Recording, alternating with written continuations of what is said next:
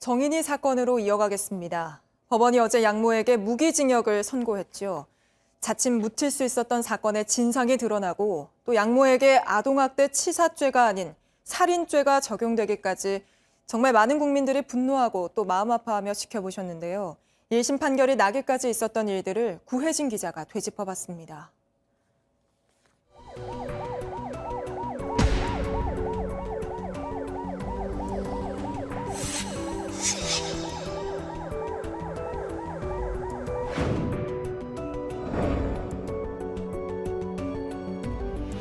할 말 없나요? 복부 예상은 어떻게?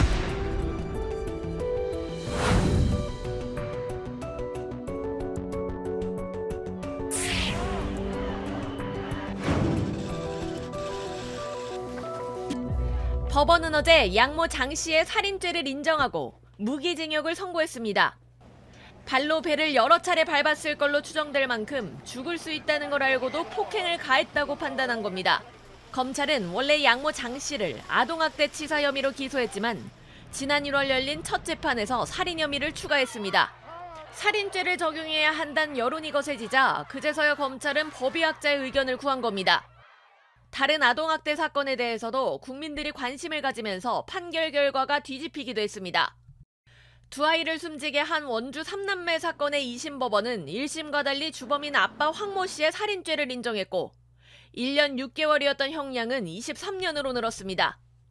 하지만 생후 2개월 여아가 모텔에서 심정지 상태로 발견되고 입양된 2살 여아가 혼수 상태에 빠지는 등 아동학대 피해는 계속되고 있습니다. JTBC 구혜진입니다.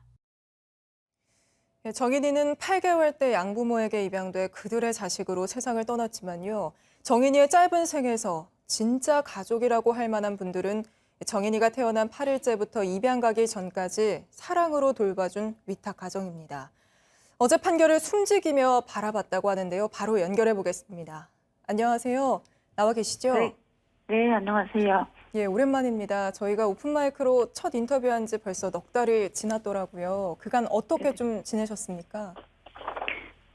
처음에는 뭐 하는 것도 먹는 것도 이제 아무것도 할 수 없었는데 시간이 지날수록 이제 일상생활을 잘 하고 있더라고요. 아직은 이제 문득문득 정인이 생각이 나고 정인이 얘기만 나오면 저도 이제 엄마도 가족들도 아직도 눈물이 많이 나요. 예, 당연히 그러시겠죠. 특히 어머니는 정인이 얘기만 나와도 많이 힘들어하셔서 저희가 지난번 네네. 인터뷰할 때도 어머니 안 계시는 곳에서 일부러 했는데 혹시 지금도 밖에서 인터뷰를 하고 계십니까? 제 방에 지금 따로 있어요. 네, 알겠습니다. 처음 인터뷰 요청드렸을 때도 이 정인이를 떠올리는 것만으로도 좀 너무 힘들어서 거절을 하시다가 꼭 하고 싶은 말이 있다면 어렵게 응해주셨죠. 그중 하나가 정인이 양부모 살인죄로 처벌해달라였는데요. 어제 판결 어떻게 보셨습니까?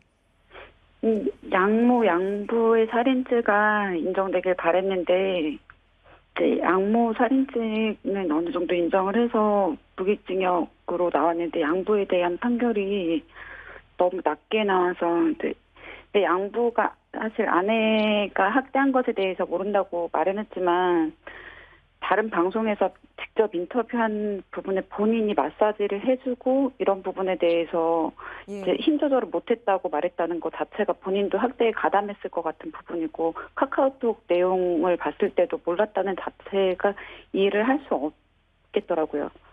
그리고 사실 양부가 5년 뒤에는 본인은 죗값을 다 치렀다면 자기 삶은 그전과 같이 다 그냥 편하게 살아갈 것 같은 그런 생각이 들어요. 네, 특히나 또 항소할 수도 있을 것 같다는 생각에 벌써부터 좀 걱정이 되신다 이런 얘기를 네. 앞서 해주셨는데요. 재판 과정에서 양부, 양모가 나눈 말씀하신 대로 카카오톡 대화도 공개되고 뭐 그걸 보면 양부 역시 아내 기분만 살피고 정인이 죽어가는 건 신경도 안 쓴 거 아닌가 이런 생각이 들던데 재판 과정에서 이 정인이가 어쩌다 세상을 떠나게 된 건지 더 구체적으로 드러나지 않았습니까? 입양 전에 위탁 가정이 양부모를 만나고 나서 우리 정인이가 정말 좋은 부모를 만났다 이렇게 좋아하셨던 만큼 재판 과정 지켜보면서 참 많이 힘드셨을 것 같은데요. 네. 정말 상상할 수 없을 사람이 그렇게 했을 거라는 생각을 전혀 못한 상황인데 재판이 진행이 되고 기사로 계속 나오면서 정말 잔인하고 끔찍한 상황에 대해서도 많이 알려졌잖아요. 네. 믿을 수도 없고 어떻게 그럴 수 있는지 아직도 어떻게 생각을 할 수가 없어요. 예. 원래 입양되고 나면 아이가 혼란스러울 수 있으니 위탁 가정과 잘 만나게 안 해주잖아요. 그런데 양모가 두 번째 학대 의심 신고로 조사를 받은 바로 다음 날 갑자기 위탁 가정에게 정인이를 만나게 해주지 않았습니까? 네. 갑자기 연락 와서 보여준다고 그래서 예. 엄마가 한번 가서 봤었어요. 예.